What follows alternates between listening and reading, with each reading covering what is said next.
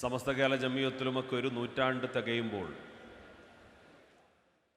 വളരെ ആത്മാഭിമാനത്തോടുകൂടി അതിൻ്റെ ഒന്നാമത്തെ നേട്ടമായി പറയാനുള്ളത്,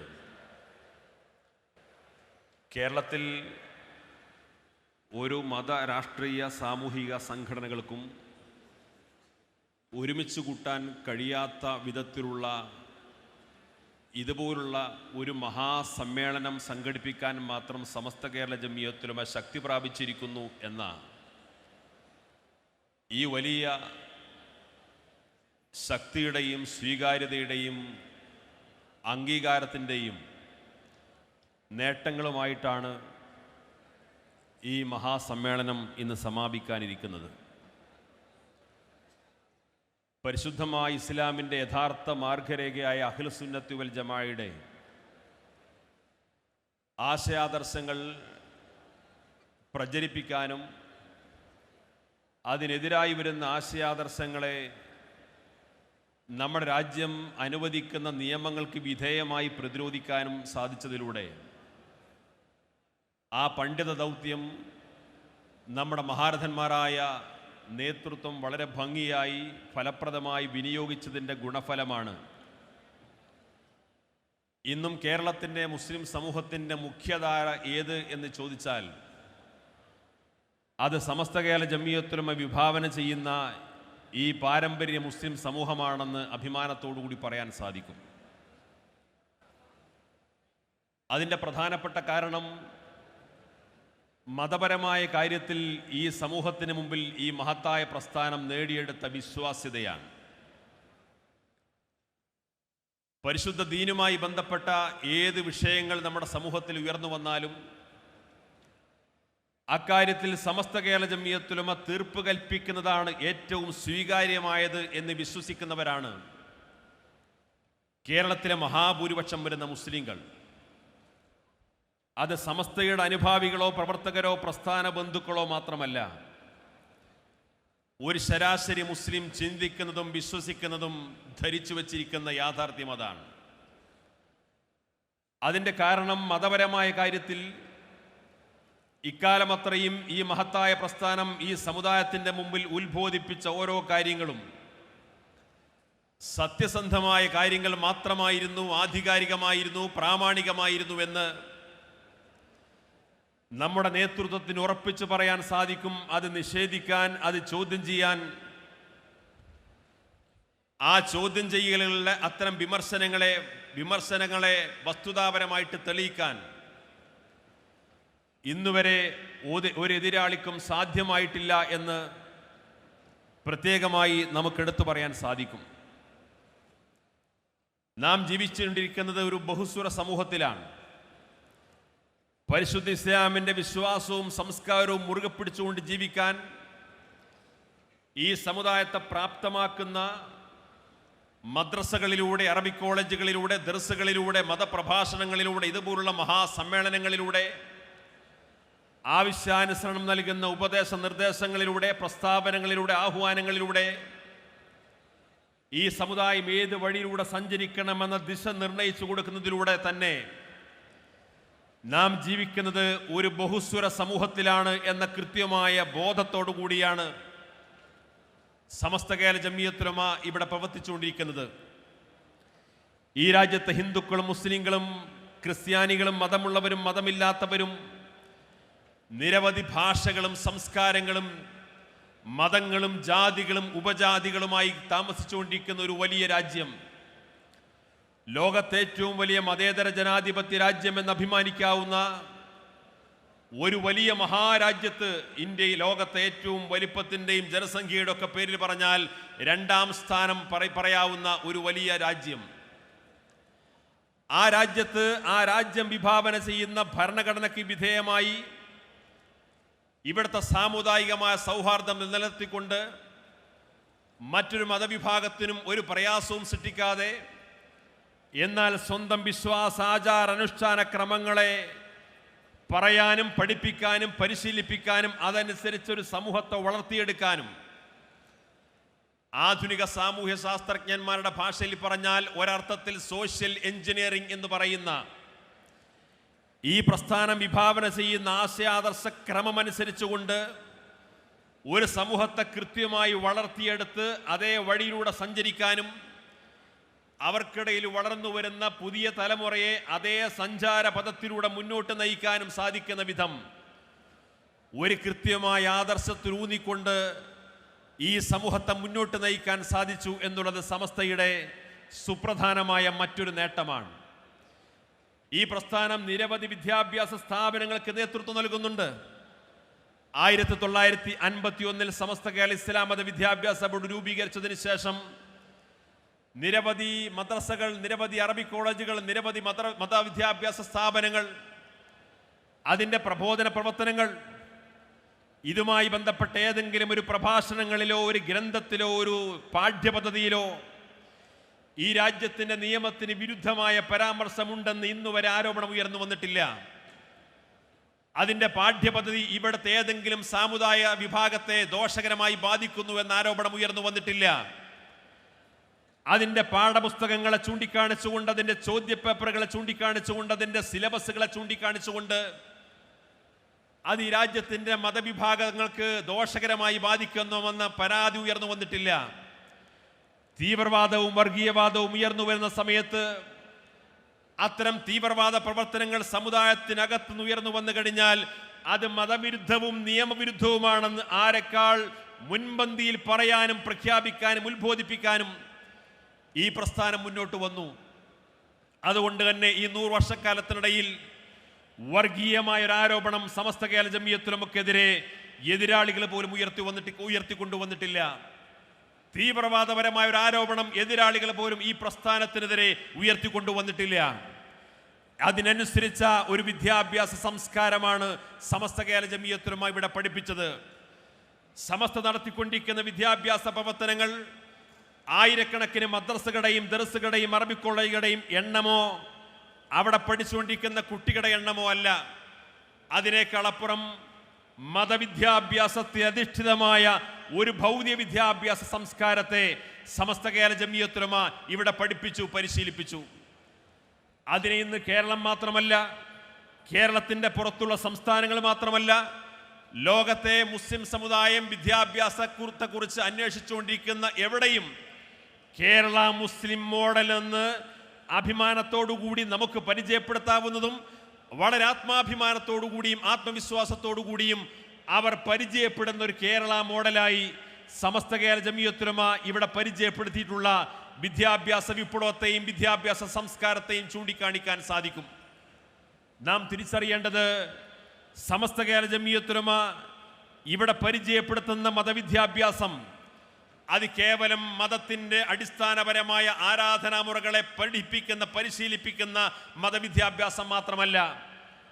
പരിശുദ്ധമായ ദീനിൻ്റെ വിജ്ഞാനങ്ങൾ അതിൻ്റെ യഥാർത്ഥ സ്രോതസ്സിൽ നിന്ന് തന്നെ സ്വീകരിക്കപ്പെട്ടുകൊണ്ട് ആ സ്രോതസ്സിൽ നിന്ന് ലഭ്യമാകുന്ന വിജ്ഞാന ശാഖകളിലൂടെ മുന്നോട്ട് പോയി കഴിഞ്ഞാൽ ഒരിക്കലും മതരംഗത്ത് നേടിയെടുത്ത വിദ്യാഭ്യാസത്തിലൂന്നിക്കൊണ്ട് മുന്നോട്ട് പോകുന്നൊരു തലമുറ ഏതെങ്കിലും ബിദഈ പ്രസ്ഥാനങ്ങളിലേക്കോ മതനിഷേധത്തിലേക്കോ ദൈവനിഷേധത്തിലേക്കോ രാജ്യവിരുദ്ധ പ്രവർത്തനങ്ങളിലേക്കോ ബഹുസ്വരതയെ നിഷേധിക്കുന്ന അപകടകരമായ വൈകാരികതകളിലേക്കോ ഈ സമുദായത്തിൽ വളർന്നു വരുന്ന മക്കൾ മുന്നോട്ട് പോകില്ല എന്ന് ഉറപ്പിച്ചു പറയാൻ സാധിക്കുന്ന കൃത്യമായ വിദ്യാഭ്യാസ വിപ്ലവമാണ് സമസ്ത കേരള ജമിയത്തുലമ ഇവിടെ പഠിപ്പിച്ചത്.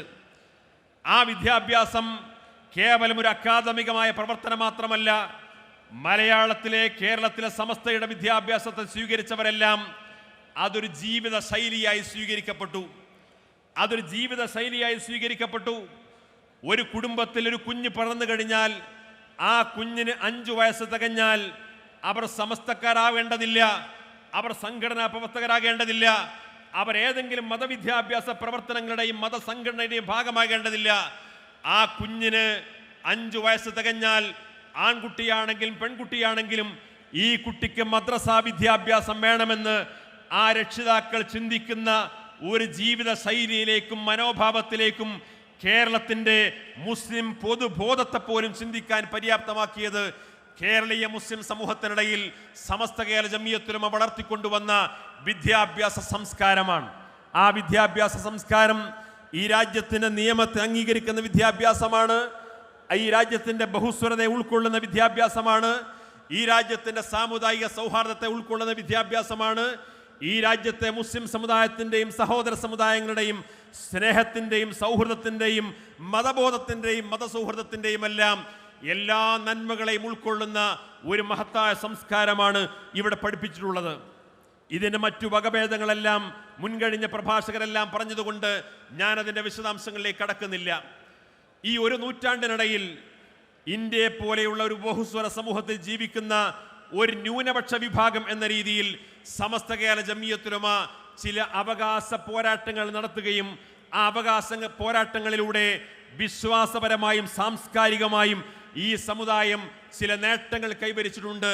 അതിൻ്റെ ഏതാനും ചില ഉദാഹരണങ്ങൾ മാത്രം ഞാൻ ഈ കുറഞ്ഞ സമയത്തിനകം സൂചിപ്പിക്കാം. 1969 ഇന്ത്യയിലെ വഖഫ് സ്ഥാപനങ്ങളുമായി ബന്ധപ്പെട്ടുകൊണ്ട് പുതിയൊരു നിയമം വന്നു. ആ നിയമത്തിൽ പരാമർശിക്കപ്പെട്ട പ്രധാനപ്പെട്ട ഒരു ഉത്തരവ്, ആ ഉത്തരവിൽ പറഞ്ഞ കാര്യം വഖഫ് സ്ഥാപനങ്ങൾക്ക് ലഭ്യമാകുന്ന വരുമാനത്തിൻ്റെ 6% ഇവിടുത്തെ സർക്കാർ സംവിധാനത്തിലേക്ക് അടക്കണം.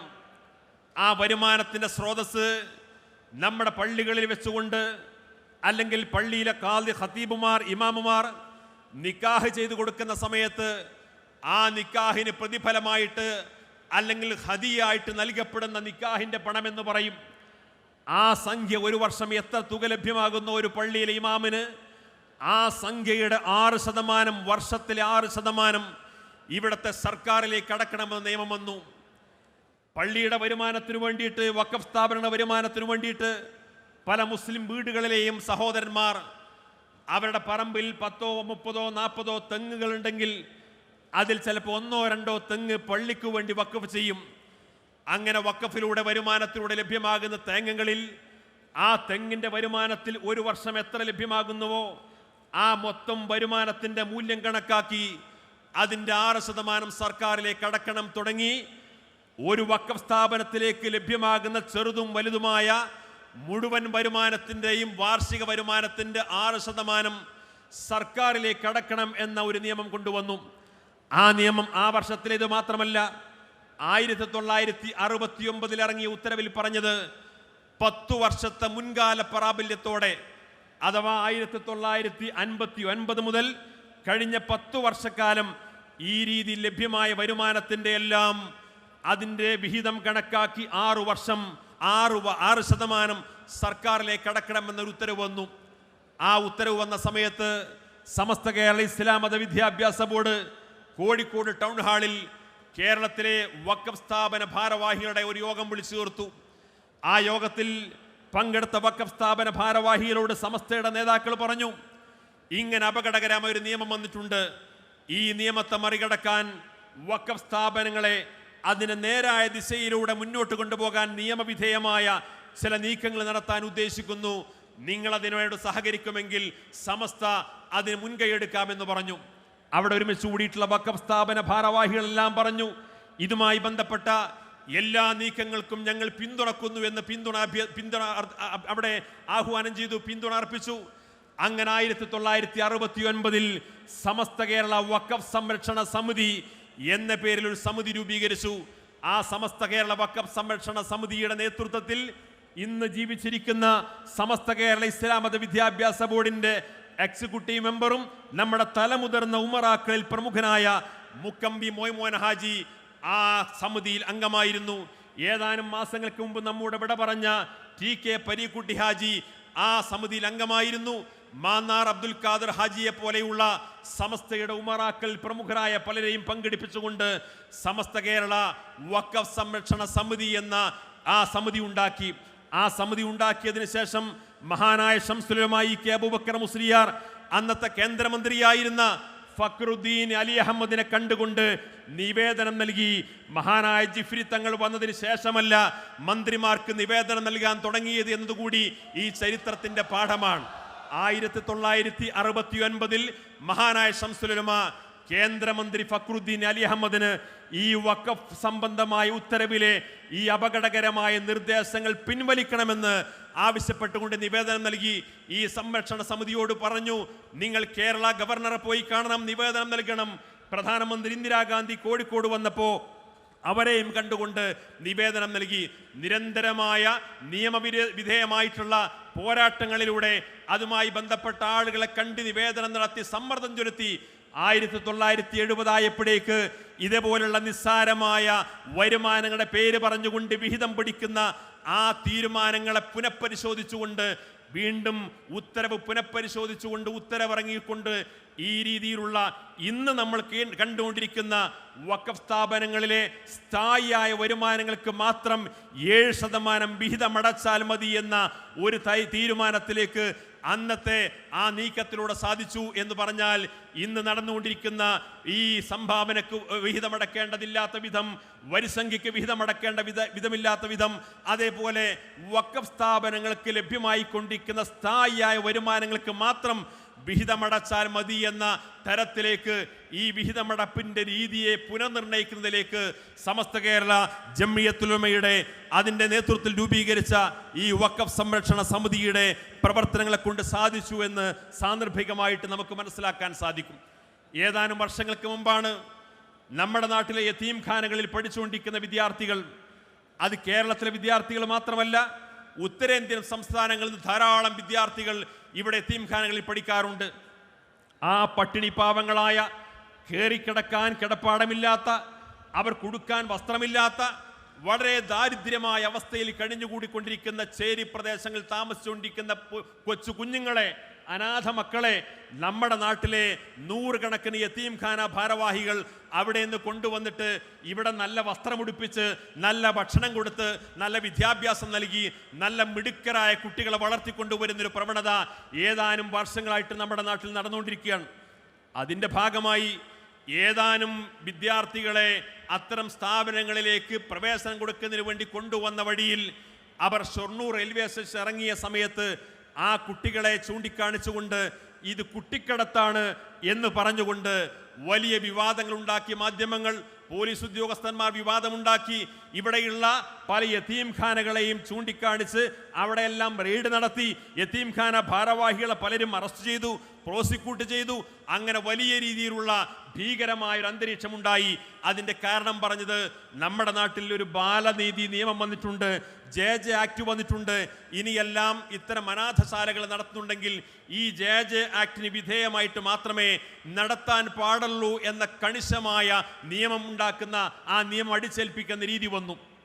സ്വാഭാവികമായും JJ ആക്ട് അനുസരിച്ചുകൊണ്ട് ഒരു യതീംഖാന നടത്തി മുന്നോട്ട് കൊണ്ടുപോവുക എന്ന് പറഞ്ഞാൽ നമ്മുടെ നാട്ടിലെ യതീംഖാന നടത്തിക്കൊണ്ടിരിക്കുന്ന ഭാരവാഹികളെ സംബന്ധിച്ചിടത്തോളം തീർത്തും അപ്രായോഗികമാണ്. കാരണം ആ കുട്ടികൾക്ക് താമസിക്കാനുള്ള ഹോസ്റ്റലിനെ കുറിച്ച്, അവരുടെ ക്ലാസ് റൂമുകളെ കുറിച്ച്, അവർക്കുള്ള അധ്യാപകരെ കുറിച്ച്, അവരുടെ കൗൺസിലേഴ്സിനെ കുറിച്ച്, അവരുടെ സ്ഥാപനങ്ങളുമായി ബന്ധപ്പെട്ട കാര്യങ്ങളെക്കുറിച്ച് ഈ പാവപ്പെട്ട യതീം മക്കളെ പഠിപ്പിക്കാൻ വേണ്ടി ഉദാര മനസ്കിൽ നിന്ന് സംഭാവന സ്വീകരിച്ചുകൊണ്ട് നടത്തിക്കൊണ്ടിരിക്കുന്ന സ്ഥാപനങ്ങളെ സംബന്ധിച്ചിടത്തോളം അത് വലിയ സാമ്പത്തിക ബാധ്യതയാണ്. അതുകൊണ്ട് തന്നെ JJ ആക്ടിന് അനുസരിച്ചുകൊണ്ട് യതീംഖാനകളെ നടത്തുക എന്ന് പറഞ്ഞാൽ അത് വളരെ പ്രയാസകരമായ ഒരു സാഹചര്യം വന്നു. മാത്രമല്ല, അങ്ങനെ ആ നിയമം ലംഘിച്ചുകൊണ്ട് യതീംഖാന നടത്തിക്കഴിഞ്ഞാൽ അങ്ങനെ അനധികൃതമായി താമസിക്കപ്പെടുന്ന ഒരു കുട്ടിക്ക് 50,000 രൂപ വരെ പിഴ ഈടാക്കാവുന്ന ഗുരുതരമായ കുറ്റകൃത്യമായിട്ട് അതിനെ വിശേഷിപ്പിക്കപ്പെടുന്ന സാഹചര്യമുണ്ടായി. ഈ ഒരു ഘട്ടം വന്നപ്പോൾ സമസ്ത കേരള ജംഇയ്യത്തുൽ ഉലമ കേരളത്തിലെ യതീംഖാന ഭാരവാഹികളുടെ യോഗം വിളിച്ചു. യതീംഖാന ഭാരവാഹികളുടെ യോഗം വിളിച്ചതിന് ശേഷം പറഞ്ഞു, ഇതാ നമ്മുടെ യതീംഖാനകൾ എന്ന് പറഞ്ഞാൽ ആയിരക്കണക്കിന് പാവപ്പെട്ട കുഞ്ഞുങ്ങൾക്ക് വിദ്യാഭ്യാസം നൽകി, അവർക്കൊക്കെ ജീവിതം നൽകി, അവരുടെ കുടുംബത്തിൽ ഒരു നല്ല അന്തരീക്ഷം ഉണ്ടാക്കിയിട്ടുള്ള ഒരു മഹാസംവിധാനമാണ്. അതിനെ ഇതാ ഒരു നിയമം കൊണ്ട് അതിനെ കുച്ചുവിലിങ്കടാകാനും യതീംഖാന പ്രസ്ഥാനത്തെ തകർക്കാനുമുള്ള ശ്രമം നടന്നുകൊണ്ടിരിക്കുന്നുണ്ട്. അതുകൊണ്ട് ഈ JJ ആക്ട് ഇന്ത്യൻ പാർലമെന്റ് പാസ്സാക്കിയിട്ടുള്ള ആ നിയമത്തെ മറികടക്കാൻ വേണ്ടി സമസ്ത കേരള ജംഇയ്യത്തുൽ ഉലമ സുപ്രീം കോടതിയിൽ പോകാൻ വേണ്ടി ഉദ്ദേശിക്കുന്നുണ്ട്. നിങ്ങൾ യതീംഖാന ഭാരവാഹികൾ സഹകരിക്കുകയാണെങ്കിൽ നമുക്ക് വലിയൊരു നിയമ പോരാട്ടത്തിന് ഒരുങ്ങാമെന്ന് സമസ്ത പറഞ്ഞു. ആ പ്രഖ്യാപനം വന്നപ്പോൾ പലരും പറഞ്ഞു, സമസ്ത കേരള ജംഇയ്യത്തുൽ ഉലമ നടത്തിക്കൊണ്ടിരിക്കുന്ന ആ നിയമ പോരാട്ടത്തിന് ഞങ്ങൾ പിന്തുണ അർപ്പിക്കുന്നു, ഞങ്ങൾ ആ കേസിൽ കക്ഷി ചേരാൻ വേണ്ടി രംഗത്ത് വരുന്നു എന്ന് അവരവരുടെ തീരുമാനം പറഞ്ഞു. പല യതീംഖാന ഭാരവാഹികളും പല പൗരപ്രമുഖരും പതിറ്റാണ്ടുകളായി യതീംഖാനകൾക്കൊക്കെ നേതൃത്വം കൊടുക്കുന്ന പല ആളുകളും പറഞ്ഞു, ഈ മുസ്ലിയാക്കന്മാർക്ക് വിവരമില്ല. ഇന്ത്യൻ പാർലമെന്റ് പാസ്സാക്കിയിട്ടുള്ള ഒരു നിയമത്തെ അംഗീകരിച്ച് മുന്നോട്ട് കൊണ്ടുപോവുക, അല്ലെങ്കിൽ യതീംഖാന അടച്ചുപൂട്ടുക എന്നല്ലാതെ ഇന്ത്യൻ പാർലമെന്റ് പാസാക്കിയ നിയമത്തെ ചോദ്യം ചെയ്യാൻ വേണ്ടി സുപ്രീം കോടതിയിൽ പോവുക എന്ന് പറയുന്ന ഈ മുസ്ലിയാക്കന്മാരുടെ വിഡ്ഢിത്തത്തിന് കൂട്ടുനിൽക്കാൻ ഞങ്ങളെ കൊണ്ടാവില്ല എന്ന് പറഞ്ഞ് കേരളത്തിലെ പല യതീംഖാന ഭാരവാഹികളും അതിൽ നിന്ന് പിന്മാറി. 135 യതീംഖാനകൾ സമസ്തയോട് പറഞ്ഞു, ഞങ്ങൾ സമസ്ത നടത്തിക്കൊണ്ടിരിക്കുന്ന നിയമ പോരാട്ടത്തിന്റെ കൂടെയുണ്ട്, ഞങ്ങൾ അതിൻ്റെയൊക്കെ ആവശ്യമായിട്ടുള്ള എല്ലാ പിന്തുണയും സഹായവും നൽകാമെന്ന് വാഗ്ദത്തം ചെയ്തു. സമസ്ത കേരള ജമിയത്തുൽ ഉലമ 135 യതീംഖാനകളെയും ചേർത്ത് പിടിച്ചുകൊണ്ട് സുപ്രീം കോടതിയിൽ നിയമ പോരാട്ടത്തിന് പോയി. സുപ്രീം കോടതിയിൽ ചെന്നുകൊണ്ട് ഇന്ത്യ രാജ്യത്ത് നടന്നുകൊണ്ടിരിക്കുന്ന, പ്രത്യേകിച്ച് കേരളത്തിൽ നടന്നുകൊണ്ടിരിക്കുന്ന യതീംഖാന സംവിധാനം, ഈ നാടിന് ചെയ്ത വിലയേറിയിട്ടുള്ള സംഭാവനകൾ കൃത്യമായ ഡാറ്റ വെച്ചുകൊണ്ട്, ഉന്നതരായ അഭിഭാഷകരെ വെച്ചുകൊണ്ട് സുപ്രീം കോടതിയിൽ വാദിച്ചു. വാദത്തിനൊടുവിൽ അത് വിധി പറയാൻ മാറ്റിവെച്ചു. അങ്ങനെ ഏതാനും മാസങ്ങൾക്ക് ശേഷം JJ ആക്ടുമായി ബന്ധപ്പെട്ട നിയമത്തിന് മുമ്പിൽ ഒരു ഡെമോക്രസിന്റെ വാള് പോലെ ഇവിടുത്തെ യതീംഖാന ഭാരവാഹികളെല്ലാം ഭീതിയോടുകൂടി കഴിഞ്ഞുകൊണ്ടിരിക്കുന്ന സമയത്ത് സുപ്രീം കോടതി സമസ്ത സമർപ്പിച്ച ആ ഹർജിക്ക് മുമ്പാകെ ഹർജിയെ പരിഗണിച്ചുകൊണ്ട് അന്തിമമായ വിധി പറഞ്ഞു. സമസ്ത കേരള ജമിയത്തുൽ ഉലമയുടെ ഈ ഹർജി തീർപ്പ് കൽപ്പിച്ചുകൊണ്ട് സുപ്രീം കോടതി വിധി പ്രഖ്യാപിച്ചു. ഈ ഹർജിയിൽ പരാമർശിക്കപ്പെട്ടിട്ടുള്ള 135 യതീംഖാനകൾക്ക് JJ ആക്ട് ബാധകമല്ല എന്ന് സുപ്രീം കോടതി ഒരു വിധി പ്രഖ്യാപിച്ചിട്ടുണ്ടെങ്കിൽ ആ വിധി സമ്പാദിക്കുന്നതിൽ ഏക പങ്കുവഹിച്ച പ്രസ്ഥാനം അത് സമസ്ത കേരള ജമിയത്തുൽ ഉലമ മാത്രമാണ് എന്ന് അഭിമാനത്തോടുകൂടി നമുക്ക് പറയാൻ സാധിക്കും. ഏതാനും വർഷങ്ങൾക്ക് മുമ്പാണ് ചേകനൂർ മൗലവി തുടങ്ങിവെച്ച ഖുർആൻ സുന്നത്ത് സൊസൈറ്റി എന്ന് പറഞ്ഞ സംഘടന, ആ സംഘടന കേരള ഹൈക്കോടതിയിൽ ഒരു ഹർജി സമർപ്പിച്ചു.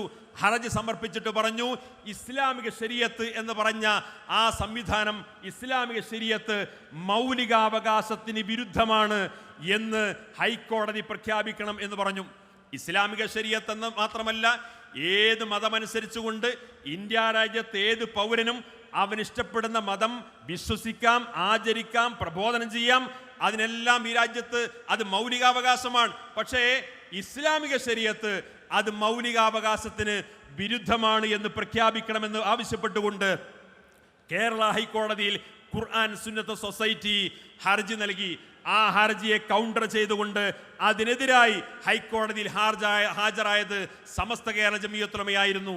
സമസ്ത കേരള ജമിയത്തുൽ ഉലമ അഭിഭാഷകരെ വെച്ചുകൊണ്ട് എന്താണ് ഇസ്ലാമിക ശരീഅത്ത്, എന്താണ് മുസ്ലിം സമുദായത്തിന്റെ മതസ്വാതന്ത്ര്യം, എന്താണ് ഇന്ത്യൻ ഭരണഘടന നൽകുന്ന വ്യക്തി സ്വാതന്ത്ര്യം, മൗലികാവകാശം, അതിന്റെ കൃത്യമായ കാര്യങ്ങൾ അവിടെ വാദിച്ചു ജയിച്ചു എന്ന് മാത്രമല്ല, ആ ഖുർആൻ സുന്നത്ത് സൊസൈറ്റി നൽകിയ ആ ഹർജിക്കെതിരെ സമസ്ത കേരള ജമിയത്തുൽ ഉലമ നടത്തിയിട്ടുള്ള നിയമ പോരാട്ടത്തിനൊടുവിൽ അവസാനം കേരള ഹൈക്കോടതി ഖുർആൻ സുന്നത്ത് സൊസൈറ്റിയുടെ ഹർജി ചുരുട്ടിക്കൂട്ടി ചവറ്റുകൊട്ടയിലേക്ക് വലിച്ചെറിഞ്ഞെങ്കിൽ അത് സമസ്ത കേരള ജമിയത്തുൽ ഉലമയുടെ നിയമ പോരാട്ടത്തിന്റെ പ്രതിഫലമാണ്. അവർ വീണ്ടും സമസ്തക്കെതിരെ സുപ്രീം കോടതിയിൽ ഹർജി കൊടുത്തു. അതിൽ അപ്പീൽ പോയിരിക്കുന്നു. ഇന്നുവരെ അവർക്ക് അനുകൂലമായ വിധി സമ്പാദിക്കാൻ സാധിച്ചിട്ടില്ല. അതേപോലെ നമ്മുടെ രാജ്യത്ത് എപ്പോഴും വിവാദമുണ്ടായിരിക്കുന്ന ഒരു സംഭവമാണ് ഹിജാബുമായി ബന്ധപ്പെട്ട വിഷയം. മുസ്ലിം പെൺകുട്ടികൾ ഏതെങ്കിലും പരീക്ഷയ്ക്ക് പോകുന്ന സമയത്ത്, ഏതെങ്കിലും കോളേജുകളിൽ അഡ്മിഷൻ ചെല്ലുന്ന സമയത്ത് അവർ ഹിജാബ് ധരിക്കാൻ പാടില്ല, അവർ തലമറക്കാൻ പാടില്ല. ഇത് പറഞ്ഞുകൊണ്ട് ഇടയ്ക്കിടെ വിവാദമുണ്ടാകാറുണ്ട്. അത് രാജ്യത്തിൻ്റെ ഒരു പൗരന്റെ മതസ്വാതന്ത്ര്യമാണ് എന്ന് നമ്മുടെ ഭാഗത്തുനിന്ന് അവകാശവാദം ഉന്നയിക്കാറുണ്ട്. എന്നാൽ അത്തരം കാര്യങ്ങളൊക്കെ തീരുമാനിക്കേണ്ടത് അതത് വിദ്യാഭ്യാസ സ്ഥാപനങ്ങളുടെ മാനേജ്മെന്റ് ആണ് എന്ന് വ്യാഖ്യാനിക്കാറുണ്ട്. ഈ വ്യാഖ്യാനത്തിൻ്റെ ഒക്കെ മറപിടിച്ചുകൊണ്ട് കർണാടക ഹൈക്കോടതി ഹിജാബിനെ നിരോധിച്ചുകൊണ്ട് ആ കാര്യത്തിൽ അന്തിമമായ തീരുമാനമെടുക്കേണ്ടത് കോടതിയല്ല, അത് ഭരണഘടനാപരമായ തീരുമാനങ്ങളെക്കാൾ അപ്പുറം അതത് സ്ഥാപന മാനേജ്മെന്റ് ആണെന്ന് പറയുന്ന ഹിജാബിനെതിരായിട്ടുള്ള ഒരു തീരുമാനമുണ്ടാക്കി. ആ തീരുമാനത്തെ അംഗീകരിച്ചുകൊണ്ട് കർണാടക ഹൈക്കോടതി വിധി പറഞ്ഞു, ഹിജാബിനെതിരായി വിധി പറഞ്ഞു. ഇങ്ങനെ വിധി പറഞ്ഞപ്പോൾ കർണാടക ഹൈക്കോടതിയുടെ വിധിയാണെങ്കിൽ പോലും ഇന്നല്ലെങ്കിൽ നാളെ നമ്മുടെ സംസ്ഥാനത്തുടനീളം ആ വിധിയുടെ ചുവട് പിടിച്ചുകൊണ്ട് പലപ്പോഴും പല വിദ്യാഭ്യാസ സ്ഥാപനങ്ങളെ അവിടുത്തെ ആ സ്ഥാപന അധികൃതർക്ക് അതിൻ്റെ അനുമതിയും അധികാരവും നൽകിയിട്ട് അവർ വെച്ച് നീട്ടുന്ന താല്പര്യങ്ങൾക്കനുസരിച്ചുകൊണ്ട് മുസ്ലിം പെൺകുട്ടികളുടെ മതപരമായ അവകാശം നിഷേധിക്കപ്പെടുന്ന നിയമപരമായ പരിരക്ഷ അതിന് ലഭ്യമാകുമെന്ന ആശങ്കയുടെ മുന്നിൽ നിന്നുകൊണ്ട് കർണാടകയുടെ വിധിയാണെങ്കിൽ പോലും ആ വിധിയെ ചോദ്യം ചെയ്തുകൊണ്ട് സമസ്ത കേരള ജംഇയ്യത്തുൽ ഉലമ സുപ്രീം കോടതിയിൽ ഹർജി സമർപ്പിച്ചു. ആ ഹർജി തീർപ്പ് പറഞ്ഞുകൊണ്ട് 4 ജഡ്ജിമാരാണ് വിധി പറഞ്ഞത്.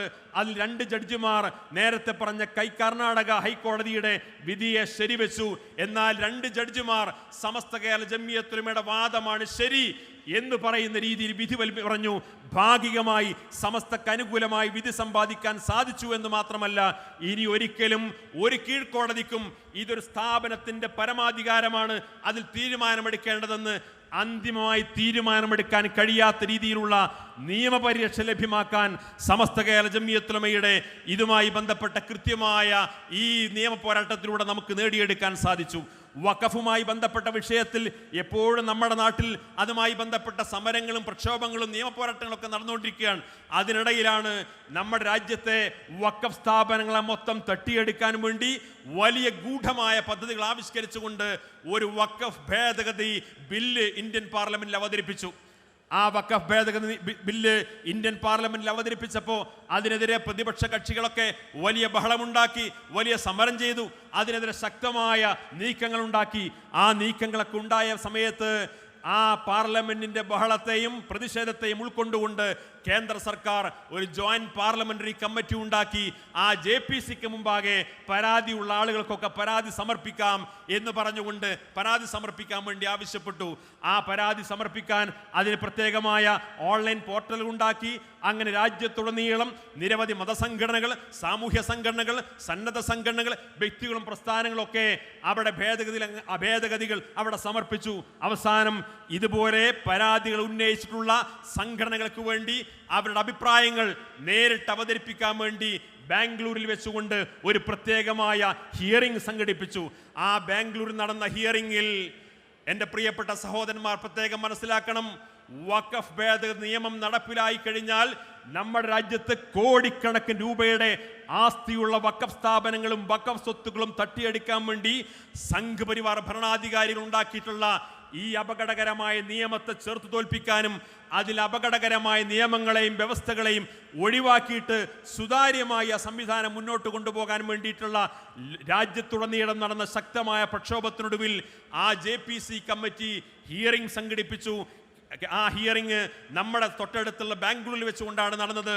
ആ ബാംഗ്ലൂരിൽ നടന്ന ഹിയറിംഗിൽ കേരളത്തിൽ നിന്ന് ആകെ പങ്കെടുത്ത സംഘടന അത് സമസ്ത കേരള ജംഇയ്യത്തുൽ ഉലമ മാത്രമായിരുന്നു എന്ന് എൻ്റെ പ്രിയപ്പെട്ട സഹോദരന്മാർ മനസ്സിലാക്കണം. ഈ വേദിയിരിക്കുന്ന നമ്മുടെ പ്രിയപ്പെട്ട സഹപ്രവർത്തകൻ സമസ്തയുടെ PRO അഡ്വക്കേറ്റ് തൊയ്യിബ് ഹുദവിയാണ്. ബഹുമാന്യനായിട്ടുള്ള സമസ്തയുടെ പ്രസിഡന്റിൻ്റെയും ജനറൽ സെക്രട്ടറിയുടെയും നിർദ്ദേശപ്രകാരം സമസ്തയുടെ ആവശ്യം ആ ഹിയറിംഗിൻ്റെ ആ സമിതിക്ക് മുമ്പാകെ അവിടെ അവതരിപ്പിച്ചത്. അങ്ങനെ ആ ഹിയറിംഗിന് ശേഷം ജോയിന്റ് പാർലമെന്ററി കമ്മിറ്റി നാമമാത്രമായ ചില ഭേദഗതികൾ മാത്രം അവതരിപ്പിച്ചുകൊണ്ട് ആ പാർലമെന്റിൽ ആ വഖഫ് ഭേദഗതി നിയമമാക്കി അത് പാസാക്കിയ സമയത്ത് ആ നിയമം പുറത്തു വന്ന സമയത്ത് പലപ്പോഴും വീണ്ടും ഒരുപാട് അപകടകരമായ നിയമങ്ങൾ അതിലുണ്ടായിരുന്നുവെന്ന് നമ്മൾ വീണ്ടും തിരിച്ചറിയുകയാണ്. സമസ്തയുടെ ഉസ്താദുമാർ വീണ്ടും തീരുമാനിച്ചു, ഈ വഖഫ് ഭേദഗതി നിയമത്തിനെതിരെ ആ നിയമത്തിലുള്ള അപകടകരമായ വ്യവസ്ഥകൾ ഒഴിവാക്കി കിട്ടുന്നതിനു വേണ്ടി നാം സുപ്രീം കോടതിയിൽ പോകണം.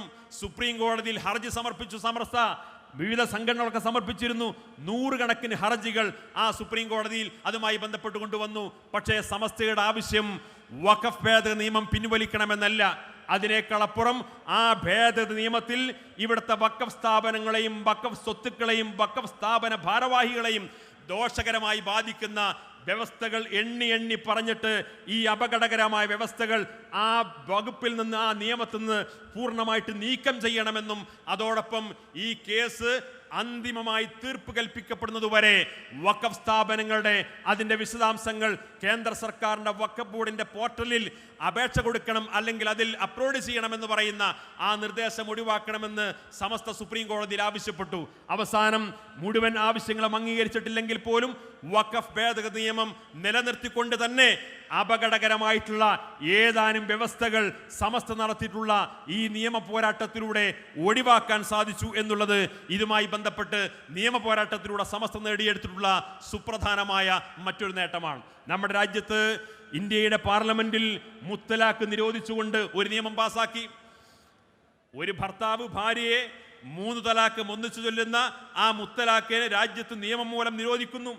ഇവിടെ ക്രൈസ്തവ സഹോദരന്മാർ വിവാഹമോചനം നടത്തുന്നത് സിവിൽ നിയമത്തിന്റെ പരിധിയാണ്. ഹൈന്ദവ സഹോദരന്മാർ വിവാഹമോചനം നടത്തുന്നത് സിവിൽ നിയമത്തിന്റെ പരിധിയാണ്. മറ്റു പല സമുദായങ്ങളുടെയും വിവാഹമോചനം ഇവിടുത്തെ സിവിൽ നിയമത്തിന്റെ പരിധിയിലാണ് വരുന്നത്. എന്നാൽ മുസ്ലിങ്ങളുടെ വിവാഹമോചനത്തെ ഒരു കുറ്റകൃത്യമായി കണക്കാക്കിക്കൊണ്ട് ആ വിവാഹമോചനം അത് മുത്തലാഖ് മുഖേനയാണെങ്കിൽ അതൊരു കുറ്റകൃത്യമായി ചിത്രീകരിക്കുകയും ജാമ്യം നിഷേധിക്കുന്ന ഗുരുതരമായ വകുപ്പുകൾ ചുമത്തിയിട്ട് ആ നിയമം ധാരാളം നിരപരാധികളായിട്ടുള്ള ഭർത്താക്കന്മാരെ ആ നിയമത്തെ ദുരുപയോഗം ചെയ്തുകൊണ്ട് കേസിൽ കൊടുക്കാനും പല രീതിയിലുള്ള പകപോക്കലുകൾക്കും വ്യക്തിവിരോധങ്ങൾക്കും കുടുംബ സംഘർഷങ്ങൾക്കുമൊക്കെ ഈ മുത്തലാഖ് നിരോധന നിയമം ദുരുപയോഗം ചെയ്യപ്പെടുന്ന സാഹചര്യം ഉണ്ടാകും എന്ന് ഭയപ്പെട്ടുകൊണ്ട് ആ നിയമത്തെ ദുരുപയോഗം ചെയ്യപ്പെടുന്ന അവസ്ഥയിൽ നിന്ന് മോചിപ്പിക്കണമെന്ന് ആവശ്യപ്പെട്ടുകൊണ്ട് സമസ്ത കേരള ജംഇയ്യത്തുൽ ഉലമ ഈ മുത്തലാഖ് നിരോധനവുമായി ബന്ധപ്പെട്ടുകൊണ്ട് സുപ്രീം കോടതിയിൽ ഹർജി നൽകി. നമ്മൾ ആലോചിക്കണം, സമസ്ത കേരള ജംഇയ്യത്തുൽ ഉലമ സുപ്രീം കോടതിയിൽ പറഞ്ഞു, മുത്തലാഖ് എന്നല്ല, ഒരു തലാഖിനെ പോലും പ്രോത്സാഹിപ്പിക്കുന്ന സമീപനമല്ല ഇസ്ലാമിക ശരീഅത്തിലുള്ളത്.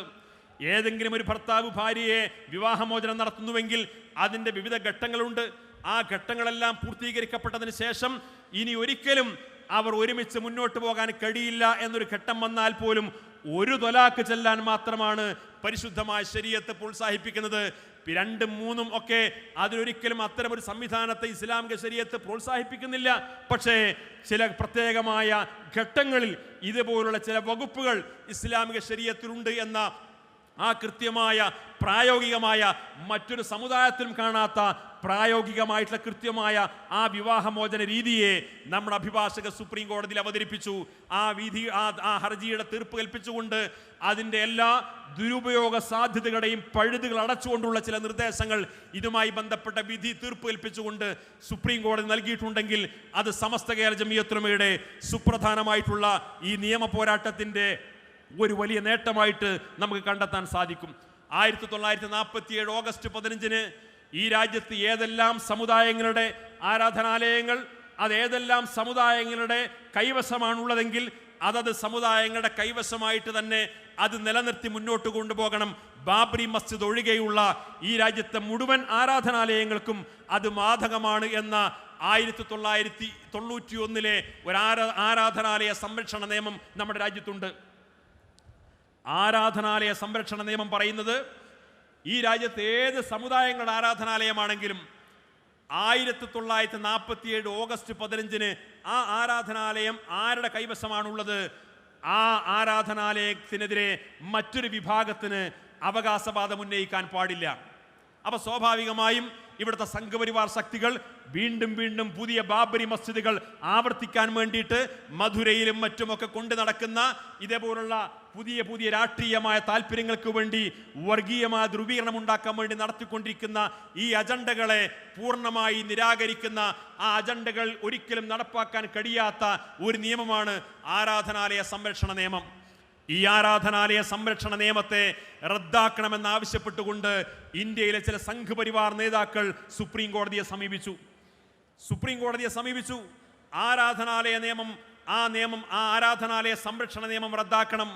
അങ്ങനെ ഇവിടുത്തെ സുപ്രീം കോടതിയിൽ ഇവിടുത്തെ BJPയുടെ നേതാക്കന്മാർ സുപ്രീം കോടതിയെ സമീപിച്ചുകൊണ്ട് ഈ നിയമം റദ്ദാക്കണമെന്ന് ഹർജി കൊടുത്തു എന്ന വാർത്ത വന്നപ്പോഴേക്ക് മഹാന്മാരായ സമസ്തയുടെ ആലിമീങ്ങൾ യോഗം ചേർന്നുകൊണ്ട് പറഞ്ഞു, ഈ ആരാധനാലയ സംരക്ഷണ നിയമമാണ് ഇന്ത്യയിൽ നിന്ന് നിലനിൽക്കുന്ന നമ്മുടെ പള്ളികളുടെയും എല്ലാ സമുദായങ്ങളുടെയും ആരാധനാലയങ്ങളുടെ സംരക്ഷണത്തിൻ്റെ ഏറ്റവും വലിയ കവചം.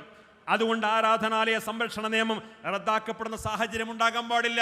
ഉടനെ ആ ആരാധനാലയ സംരക്ഷണ നിയമം റദ്ദാക്കണമെന്ന ആവശ്യത്തിനെതിരെ അതിനെ ചോദ്യം ചെയ്തുകൊണ്ട് സമസ്ത കേരള ജംഇയ്യത്തുൽ ഉലമ സുപ്രീം കോടതിയിൽ ഹർജി നൽകി.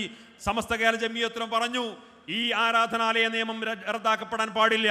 ഈ രാജ്യത്തെ നിരവധി ന്യൂനപക്ഷ വിഭാഗങ്ങൾ, ആ ന്യൂനപക്ഷ വിഭാഗങ്ങളെ അരക്ഷിതാവസ്ഥയിലേക്ക് നയിക്കാൻ, വർഗീയ കലാപമുണ്ടാക്കാൻ, മതപരമായ ചേരിതിരിവുണ്ടാക്കാൻ, രാഷ്ട്രീയമായ സംഘർഷമുണ്ടാക്കാൻ, അധികാരത്തിലേക്ക് വർഗീയതയെ ഉപയോഗപ്പെടുത്താൻ വേണ്ടിയിട്ടാണ് ഇക്കാലം അത്രയും ഇതുപോലുള്ള സംവിധാനങ്ങൾ ഉപയോഗപ്പെടുത്തിയത്. അതിനെല്ലാം പരിഹാരമാകുന്ന ഒരു നിയമമാണ് ആരാധനാലയ സംരക്ഷണ നിയമം, അതുകൊണ്ട് ആ നിയമം റദ്ദാക്കപ്പെടുന്ന സാഹചര്യം ഉണ്ടായിക്കൂടാ എന്ന് പറഞ്ഞ് കൃത്യമായ വാദങ്ങൾ നിരത്തി സമസ്ത സുപ്രീം കോടതിയിൽ ശക്തമായ നിയമ പോരാട്ടം നടത്തി. അതിനുശേഷം ആ നിയമ പോരാട്ടത്തിനൊടുവിൽ സുപ്രീം കോടതി വിധി പറഞ്ഞു. ആ സുപ്രീം കോടതി പറഞ്ഞ വിധിയിൽ പറഞ്ഞ പ്രധാനപ്പെട്ട 3 കാര്യങ്ങൾ: പുരാതനമായ ആരാധനാലയങ്ങൾക്ക് വേണ്ടിയിട്ടുള്ള ഈ അവകാശ തർക്കങ്ങളുമായി ബന്ധപ്പെട്ടുകൊണ്ട് ഇത്തരം അവകാശങ്ങളുമായിട്ട് ആര് വന്നാലും ഒരു സർക്കാരും ഒരു കോടതികളും ഇതിനനുകൂലമായ ആരാധനാലയ സംരക്ഷണത്തിന് വിരുദ്ധമായ ഒരു ഉത്തരവും പുറപ്പെടുവിപ്പിക്കാൻ പാടില്ല എന്ന് സുപ്രീം കോടതി ഉത്തരവിട്ടു. നിലവിൽ സർവേ നടത്തിക്കൊണ്ടിരിക്കുന്നുണ്ടെങ്കിൽ ആരാധനാലയ സംരക്ഷണ നിയമത്തിന് വിരുദ്ധമായി ഏതെങ്കിലും ആരാധനാലയങ്ങൾക്ക് മേൽ അവകാശവാദം ഉന്നയിക്കപ്പെട്ടതിൻ്റെ അടിസ്ഥാനത്തിൽ ഏതെങ്കിലും സ്ഥാപനങ്ങളുമായി ബന്ധപ്പെട്ടുകൊണ്ട് ആരാധനാലയങ്ങളുമായി ബന്ധപ്പെട്ടുകൊണ്ട് സർവേ നടക്കുന്നുണ്ടെങ്കിൽ ആ സർവേകൾ ഉടനെ നിർത്തിവെക്കണമെന്ന് സുപ്രീം കോടതി നിർദ്ദേശം കൊടുത്തു.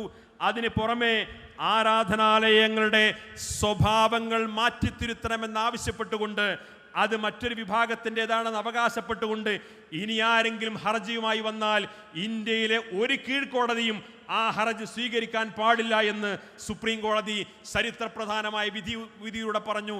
ഈ 3 വിധിയും ആരാധനാലയ സംരക്ഷണ നിയമമായിട്ട് സമ്പാദിക്കുന്നതിൽ പങ്കുവഹിച്ച പ്രസ്ഥാനമാണ് സമസ്ത കേരള ജംഇയ്യത്തുൽ ഉലമ.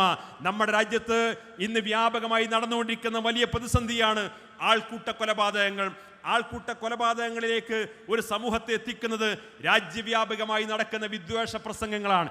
ഇസ്ലാമോഫോബിയ എന്ന് പറയുന്ന അപകടകരമായ ആശയങ്ങൾ ഉയർത്തിപ്പിടിച്ചുകൊണ്ട് പരമത നിന്ന ഈ രാജ്യത്ത് മുസ്ലിങ്ങൾ അപകടകാരികളാണ്, അവർ ഭീകരവാദികളാണ്, അവർ പൗരത്വം നിഷേധിക്കപ്പെടേണ്ടവരാണ്, അവർ ഈ രാജ്യത്ത് പുറത്തു പോകേണ്ടവരാണ്, അവർ 2ാം-കിട പൗരന്മാരാണ് തുടങ്ങി ഈ സമുദായത്തിനെതിരെ നിരന്തരമായി വിദ്വേഷ പ്രസംഗങ്ങളും പ്രചരണങ്ങളും മാധ്യമങ്ങൾ ഉപയോഗിച്ചുകൊണ്ടും മറ്റും നടന്നുകൊണ്ടിരിക്കുന്നു. ഈ സാഹചര്യത്തിൽ ഇതുമായി ബന്ധപ്പെട്ട ആൾക്കൂട്ട കൊലപാതകവുമായി ബന്ധപ്പെട്ടുകൊണ്ട് ഒരു സുപ്രധാനമായ വിധിന്യായം സുപ്രീം കോടതി പറഞ്ഞപ്പോൾ ആ വിധിന്യായത്തിൽ പറഞ്ഞു, ഈ ആൾക്കൂട്ട കൊലപാതകങ്ങളെയും വിദ്വേഷ പ്രഭാഷണങ്ങളെയും വിദ്വേഷ പ്രചാരണങ്ങളെയും അത് സാമൂഹ്യ മാധ്യമങ്ങളിലാണെങ്കിലും അച്ചടി മാധ്യമങ്ങളിലാണെങ്കിലും മറ്റു പൊതുനിരത്തിലാണെങ്കിലും ഇതുപോലുള്ള സംഭവങ്ങൾ ആവർത്തിക്കാതിരിക്കാൻ വേണ്ടി സുപ്രീം കോടതി എല്ലാ സംസ്ഥാന ഗവൺമെന്റുകൾക്കും ഒരു മാർഗരേഖ അവതരിപ്പിച്ചു.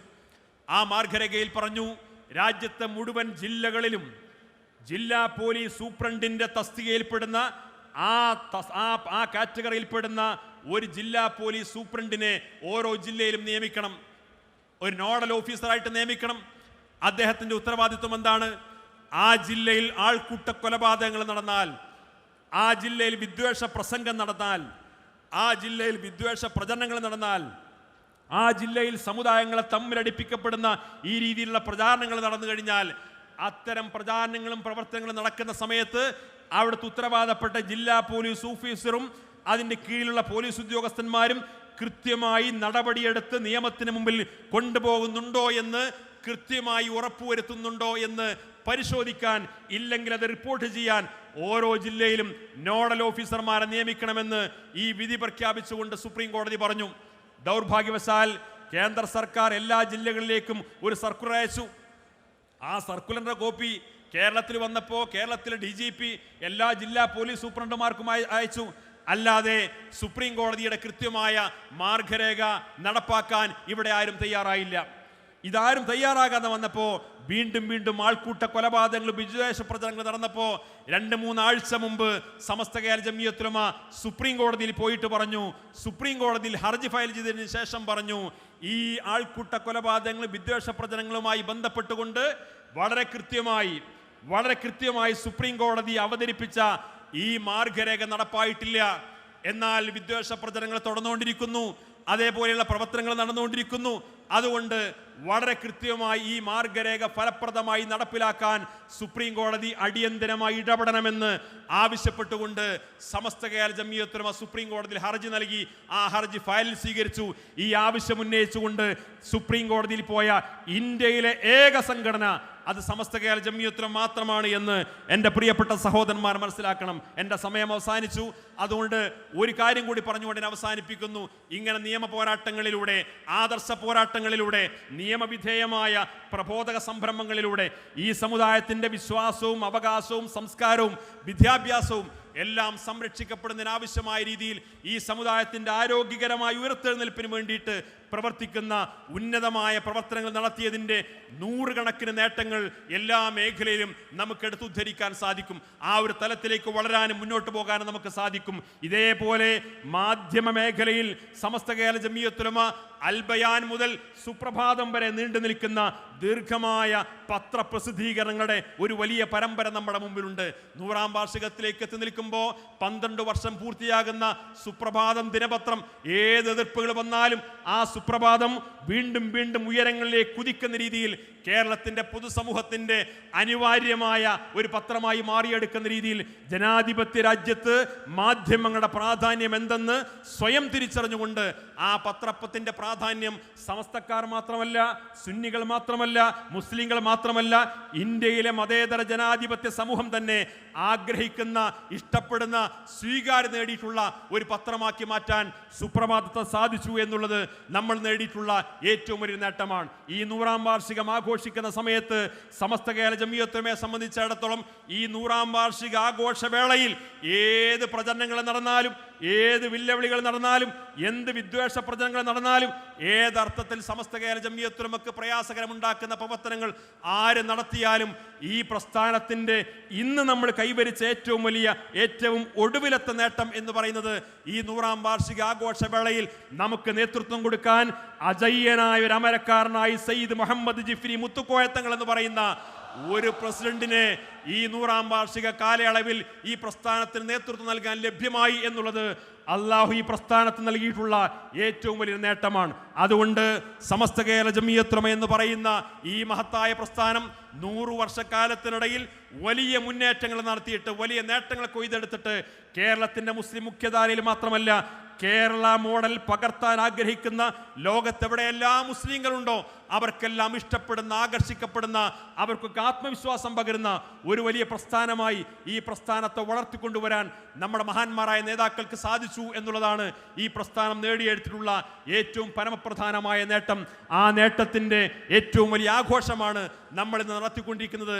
ഈ ആഘോഷത്തെ അള്ളാഹു കബൂൽ ചെയ്യുമാറാകട്ടെ എന്ന് പ്രാർത്ഥിച്ചുകൊണ്ട് ഞാൻ എൻ്റെ വാക്കുകൾ അവസാനിപ്പിക്കുന്നു. ഈ സമ്മേളനത്തിന് വേണ്ടി കഠിനാധ്വാനം ചെയ്യുന്ന പ്രവർത്തകന്മാർ, ഇവിടുത്തെ കാസർഗോഡ് ജില്ലയുടെ സംഘടനാ പ്രവർത്തകന്മാർ, അതേപോലെ വിവിധ ജില്ലകളിൽ നിന്ന് വന്നിട്ടുള്ള വികായുടെ സഹപ്രവർത്തകന്മാർ, രാപ്പകൽ ഭേദമന്യേ ദിവസങ്ങളായി ഊണവും ഉറക്കവും ഒഴിച്ചുകൊണ്ട് പ്രയാസപ്പെടുന്ന നമ്മുടെ സംഘടനാ പ്രവർത്തകന്മാർ, വളണ്ടിയർമാർ, ഇതിനുവേണ്ടി എല്ലാ അർത്ഥത്തിലും പ്രവർത്തിച്ചുകൊണ്ടിരിക്കുന്ന ആളുകൾ, എല്ലാവരിൽ നിന്നും അള്ളാഹു അത് കബൂൽ ചെയ്യുമാറാകട്ടെ എന്ന് പ്രാർത്ഥിച്ചുകൊണ്ട് നമ്മുടെ ഈ സമ്മേളനത്തിന് വേണ്ടി, വാർഷികാഘോഷത്തിന് വേണ്ടി നമ്മൾ ചെലവഴിക്കുന്ന ഓരോ ധന്യമായ നിമിഷങ്ങളും നമ്മൾ നിന്ന് ഏറ്റവും നല്ല സുഹൃതമായി അള്ളാഹു കബൂൽ ചെയ്യുമാറാകട്ടെ എന്ന് പ്രാർത്ഥിച്ചുകൊണ്ട് ഞാൻ എൻ്റെ വാക്കുകൾ അവസാനിപ്പിക്കുന്നു. നിങ്ങളുടെ വിലപ്പെട്ട പ്രാർത്ഥനകളിൽ ഈ വിനീതനെ കൂടി ഉൾപ്പെടുത്തണമെന്ന് വസിയത്ത് ചെയ്തുകൊണ്ട് വാഹിർ ദഅവാന അൽഹംദുലില്ലാഹി റബ്ബിൽ ആലമീൻ. അസ്സലാമു അലൈക്കും.